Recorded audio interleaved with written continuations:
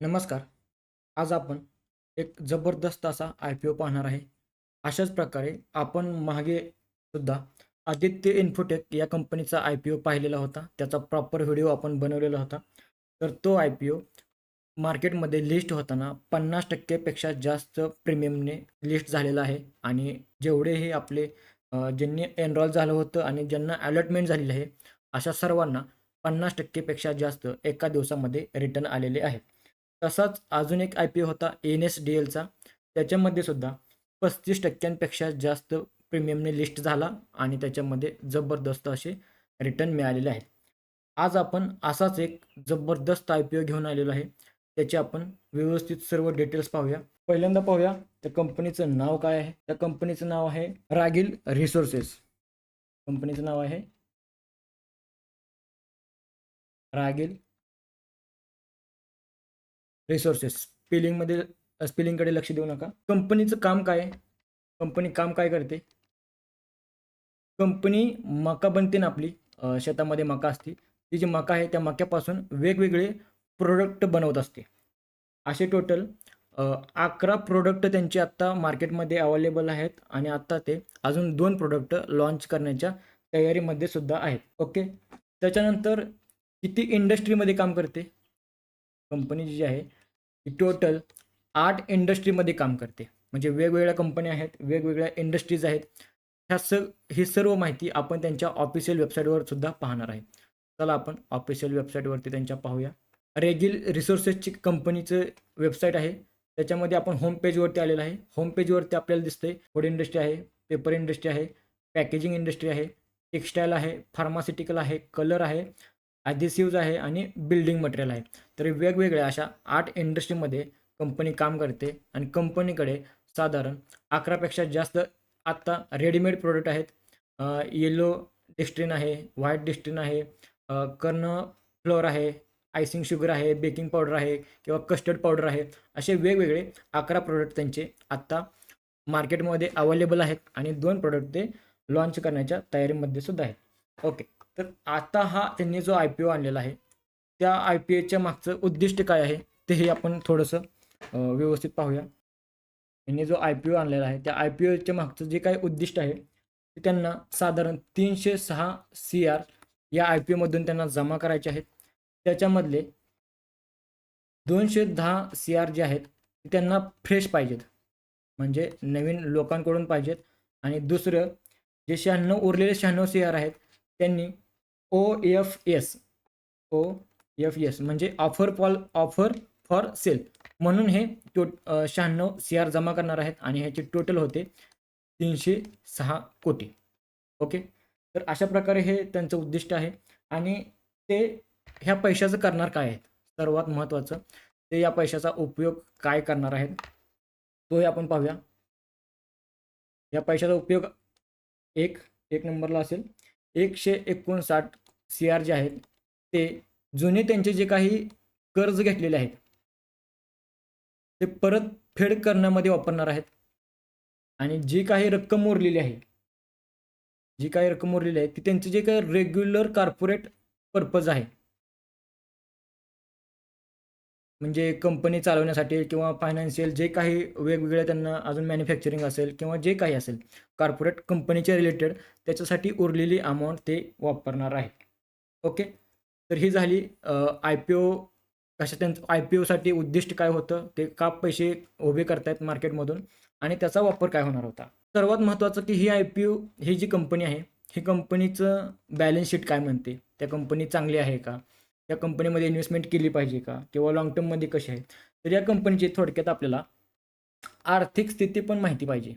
जेव्हा आपण इन्व्हेस्टमेंट करणार आहे, तर ह्या कंपनीची आपल्याला आर्थिक परिस्थिती जर माहिती असेल, तर आपण इन्व्हेस्टमेंट करण्यासाठी व्यवस्थित आपण डिसिजन घेऊ शकतो. पाहूया ह्या कंपनीचा जो रेव्हेन्यू आहे, या कंपनीचा रेव्हेन्यू आहे 917.58 CR या कंपनीचा रेव्हेन्यू आहे. ह्याच्यामध्ये नेट प्रॉफिट जे आहे, या कंपनीचं नेट प्रॉफिट झालेलं आहे 47.67 कोटी. त्याच्यानंतर EPS आहे कंपनीचा. EPS म्हणजे अर्निंग पर शेअर, म्हणजे एका शेअरवरती कंपनी किती रुपयाचं प्रॉफिट करून देते. तर तो प्रॉफिट होतोय ₹6.05 आणि ROE या कंपनीचा ROE आहे 20.25%. म्हणजे ROEचा फुल फॉर्म आहे रिटर्न ऑन इक्विटी. इक्विटीवरती किती रिटर्न जनरेट करते हा त्याचा फुल फॉर्म आहे. ओके. हा जो काही IPO आहे, रागेल रिसोर्सेसचा, याचं ग्रे मार्केटमध्ये आत्ता पहिल्याच दिवशी आजच IPO सुरू होणार आहे. झालेला आहे 12 ऑक्टोबरला आपण हा व्हिडिओ बनवत आहे आणि पहिल्याच दिवशी 22 ते 23% प्रीमियम पहिल्याच दिवशी आपल्याला पाहायला मिळते. म्हणजे कंपनी आज पहिल्याच दिवशी जी काही त्याची प्राईस ठरलेली आहे, साधारण ₹102 प्राईस बँड आहे. तर आज ₹22 किंवा ₹23 एक्स्ट्रा ती कंपनी पहिल्याच दिवशी प्रीमियममध्ये आहे. म्हणजे विचार करू शकता, अजून आपल्याकडे 2-3 दिवस बाकी आहेत. अजून 3 दिवसामध्ये खूप मोठी मागणी मिळू शकते. कदाचित हे पर्सेंटेज आपले वाढून जास्तही होऊ शकतात. राईट. तर आपण ह्या कंपनीची फायनान्शियल कंडिशन पण पाहिलेली आहे, आर्थिक परिस्थिती पाहिली आहे. ग्रे मार्केटमध्ये पण त्याची काय कंडिशन आहे. ऑलरेडी तो प्रीमियममध्ये ओपन झालेला आहे, त्याला खूप मागणी आहे. राईट. तर आपण ह्याला IPOसाठी कधी अप्लाय करू शकतो किंवा काय डेट आहे त्याची, व्हॅलिडिटी कशी असेल किंवा कशी प्रोसेस रन होईल ते पण पाहून घ्या. IPO टोटल आहे 306 CRचा. IPOसाठी आपण अप्लाय करण्यासाठी 12 ऑगस्ट त्याची ओपनिंग डेट आहे. त्याची जी क्लोजिंग असेल ते क्लोजिंग होईल 14 ऑगस्टला, म्हणजे परवा दिवशी क्लोजिंग होईल. त्याच्यानंतर अलॉटमेंट जे असेल, आपल्याला अलॉटमेंट कधी होईल? अलॉटमेंट होईल आपलं 18 ऑगस्टला आणि मार्केटमध्ये लिस्टिंग होईल 20 ऑगस्टला. तर ही अशी प्रोसेस आहे या IPOसाठी. जो काही प्राईस बँड जो ठरलेला आहे, प्राईस बँड म्हणजे जेव्हा आपण आस्काने बिड लावतो IPO सबमिट करताना किंवा IPO बाय करताना, तर तिथे तुम्हाला एक प्राईस असते 97 to 120, म्हणजे 102. ऑलरेडी 22% प्रीमियम असल्यामुळे ₹96 मिळेल ह्याची गॅरंटी नाही. आपल्याला 102 हीच प्राईस बँड लावावी लागेल. ओके. तर हा IPO आपण घेताना आपल्याला लॉट साईज किती मिळणार आहे? एका लॉटमध्ये 144 शेअर आपल्याला मिळणार आहेत आणि मिनिमम आपली इन्व्हेस्टमेंट जी असेल ती साधारण ₹14,688 असेल. राईट. ही काय कंपनी, साधारण ही ओव्हरऑल आपण ह्या कंपनीची माहिती बघितलेली आहे.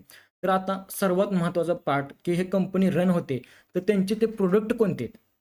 हे आपल्याला जाणून घ्यायचे आहेत, की ही कंपनी जर खरंच व्हॅल्युएबल आहे, तर ह्याचे रिअल प्रोडक्ट काय आहेत आणि आपण त्या प्रोडक्टवरनं ठरवू शकतो, की ती खरंच चालण्यासारखी आहे का भविष्यामध्ये? राईट. तर मी एक कंपनीचं प्रोडक्ट सांगतो, ते तुम्ही व्यवस्थित ऐकून घ्या. पहिलं आहे स्टार्च, म्हणजे नेटिव्ह स्टार्च. नैसर्गिक ज्या काही प्रकारची मका असते, ती अन्न तयार करताना घट्टपणा आणण्यासाठी त्याचा वापर केला जातो. उदाहरणार्थ जो काही सूप असेल, सॉस असेल किंवा बेकरीचे जे काही प्रोडक्ट असतात, याचा घट्ट प्रकार करण्यासाठी, घट्ट बनवण्यासाठी ह्या मक्याचा काही प्रोडक्ट बनवतात. त्याला नेटिव्ह स्टार्च म्हणतात. ओके. त्याच्यानंतर आहे मॉडिफाईड स्टार्च, म्हणजे पूर्ण प्रक्रिया करून केलेले स्टार्च असतात, जे आपण अन्नामध्ये किंवा औषधांमध्ये किंवा पेपरमध्ये वापरले जातात. उदाहरणार्थ इन्स्टंट नूडल्स, जे काही नूडल्स आपण पटकन बनतात त्याच्यामध्ये वापरले जातात किंवा पॅकेजिंग, फूड जे काही पॅकेज करतो त्याच्यासाठी काय वापरले जातात. त्याच्यानंतर आहे ग्लुटॉन. मकापासून मिळणारे जे काही प्रोटीन असतं ते प्राण्यांसाठी खाद्यपदार्थामध्ये वापरलं जातं. उदाहरणार्थ त्यांचं जे काही पशुखाद्य आहे त्याच्यामध्ये त्यांच्या वाढीसाठी जे काही पोषण गरजेचं आहे, पोषक पदार्थ जे गरजेचे आहेत त्याच्यासाठी ते ग्लुटोनमधून ते प्रोव्हाईड करतात. त्याच्यानंतर आहे जर्म. मका जी आहे त्याच्यापासून तेल आणि त्याचं प्रोटीन तयार केलं जातं. राईट. हा झाला तिसरा प्रकार. त्याच्यानंतर चौथा फायबर आहे. मकापासून जे काही फायबर मिळतं त्याच्यामध्ये पोषण म्हणजे जे अन्नात आपल्याला फायबर गरजेचं असतं ते आपल्या वाढीसाठी उपयुक्त असतं फायबर.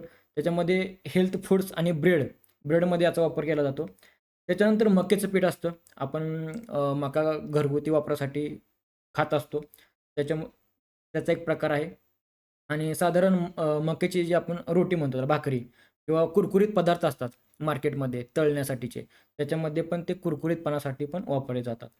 त्याच्यानंतर आहे आयसिंग शुगर, म्हणजे एकदम खूप बारीक असते, जी केकमध्ये किंवा पेस्ट्रीमध्ये त्याला सजवण्यासाठी वापरली जाते. म्हणजे जी काही पांढऱ्या प्रकारची एक पावडर असते वेगळी, ती ह्या प्रोडक्टमध्ये वापरली जाते.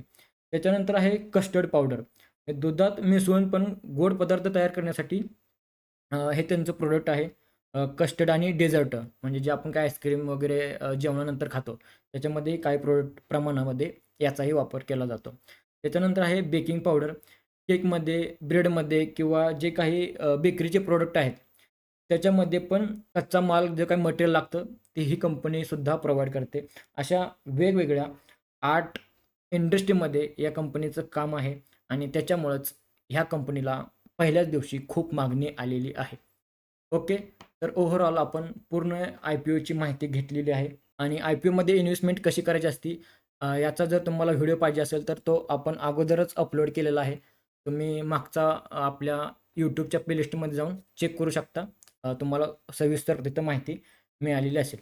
अजून तुम्हाला काही ह्या IPOबद्दल माहिती हवी असेल किंवा अजून कोणत्या प्रकारची पुढील IPO येताना त्याची अजून कोणती माहिती ह्या व्हिडिओमध्ये आली पाहिजे, असं काही तुमची मतं असतील ते तुम्ही कॉमेंटमध्ये किंवा आपल्या WhatsApp थ्रू तुम्ही आम्हाला सुचवू शकता. आपण प्रत्येक प्रकारचं व्यवस्थित ॲनालिसिस तुमच्यासमोर मांडण्याचा एक छोटासा प्रयत्न केलेला आहे.